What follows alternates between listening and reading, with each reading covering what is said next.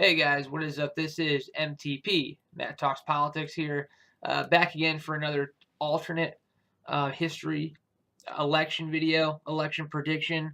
And today we have, I thought today was a very interesting one. And I want to tell you before I get to this actual prediction, I have a couple other ideas. I got a recommendation to do John Kasich versus Bernie Sanders, so that'll be done in the near future. I'll also be doing a couple Robert Kennedy ones and also some Paul Ryan ones, not versus each other, but just in general. Some different ones, some different ideas. So that'll be coming again as well. But today's one we have 2004. So we have George W. Bush, the incumbent president, versus not John Kerry as the real election states. As now Bush won the '04 election 286 to 251.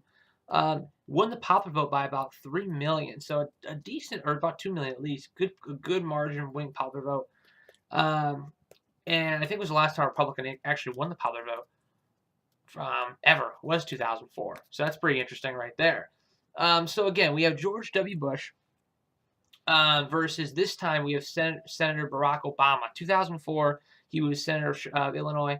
Now, obviously, that was the year he was running for office, I believe, for the senator, to become senator. So instead of running for senator, we'll just say he became senator in 2000, and in '04 he's going for the nominee, and he won the nominee in '04, beating out John Kerry and whoever else was in the running, John Edwards, I believe, as well. So we have Barack Obama with his running mate, Joe Biden. So Joe Biden is back as the running mate. So we have Joe Biden, which will help him carry a lot of the Eastern Coast for sure, versus George W. Bush and Dick Cheney. So first, let's go to the states that are pretty much guarantees. I'm going to start off in the West and just work my way out. So California, Oregon, and Washington. Did I get Oregon? There we go. So right off the bat, Obama would have 73. Now, again, also I would give him Hawaii. Now, Bush, we're going to give him Idaho, Montana, Wyoming, Utah, Arizona. I'm going to leave the rest of these blank. Texas, obviously. Now, I know in '08, Obama had a good running at Montana and North Dakota. This election, I don't see it happening. It's '04.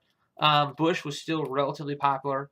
You know, he had some of the highest approval ratings of all time in modern history after 9/11. Now, I know by this time, because of the war in Iraq, he did dip, but still a fairly popular president at this time. So look at the map now: 86 Bush, 77 Barack Obama. These states up this part of the South. Obviously, Obama will get Illinois. I'm going to give Obama Minnesota. I'm going to give Obama New York, and all these states up the East Coast. Vermont, all 4 out of Maine. These are going to go for Bush. I think these are toss-ups. Virginia was not even a toss-up this time. And actually, I'd say neither is Indiana. Indiana this time will go for Bush. So basically, we're at a dead heat tie. 198 Bush, 200 Barack Obama. So let's fill in the rest of the map. There's not much to fill in left. First off, let's go up to the Northeast area. I'm going to give Pennsylvania. To Barack Obama. I think that's a state that Obama could carry with the appeal from Joe Biden. I'm also going to give him New Hampshire. I think the whole Eastern Coast, he could carry. I'm also going to give the state of Ohio to Barack Obama. I think Ohio is another area that he could carry as well, with a spike in African-American voters, especially from Ohio. I think that he could carry the state of Ohio. So Ohio. Now, North Carolina, I think Bush would win that narrowly, and I think he'd also win the state of Iowa narrowly. He would not win Iowa by much, but he would win the state enough to obviously win the state. I'm going to give Michigan to Barack Obama. Already putting him at 262. I think Detroit, big spike in voters there. He would have a good chance to carry the state of Michigan. Again, Rust Belt usually does go Democrat, especially at this time. We'll save Wisconsin for after. I'm going to give Colorado to George Bush, and I'm going to give Nevada to George Bush. So right now, already, I give both those states to Bush because for a Republican, he was so popular in the regard of the Latino voters, Hispanic voters, minority voters. Obviously, with Obama on the top of the ticket, on the other side, African American voters would spike out for Obama, and I think Latino voters would spike out for Bush, as they did both his elections in 2000 and 2004. So That's why I'm going to give George Bush Florida. He does have strong ties to the state of Florida with his brother, his two brothers. So right there, I'd say 261. His brother was Jeb was the governor of Florida at the time. So 261, 262. This election is it's going to come down to just a couple states here. I'm going to give New Mexico, shockingly enough, to George Bush. Bush now leads the election 266 to 262. With that being said, it all does come down to the state of Wisconsin, and I'm going to give Wisconsin to George W. Bush. He barely lost the state in 2000 to Al Gore, vice president, and he barely lost the state to John Kerry. People that have been around big Democrats for many years. Obama was still up and coming. I think Obama would actually lose the state of Wisconsin in a 2004 election. So I actually think Bush will come on top, 276 to Obama's 262. This would be a very close election. I think it would be a little closer than it was with John Kerry, because obviously John Kerry got about 251 electorals.